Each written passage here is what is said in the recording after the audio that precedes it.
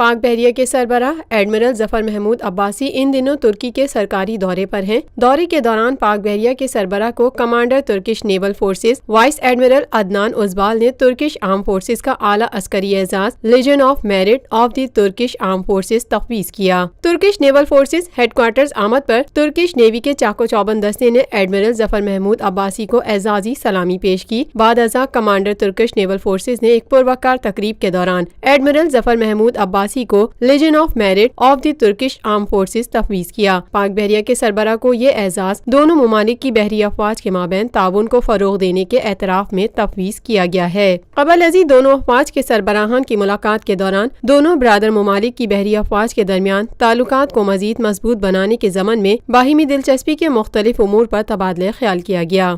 پاک بحریہ کے سربراہ نے ترکی کے قومی دفاع کے وزیر جناب نورتن کنکلی اور commander Turkish general staff general Hulusi Akar سے الگ الگ ملاقاتیں کی۔ ان ملاقاتوں کے دوران پیشہ ورانہ امور بشمول پاکستان اور ترکی کے مابین دفاعی تعاون کے مختلف شعبہ جات پر تبادلہ خیال کیا گیا۔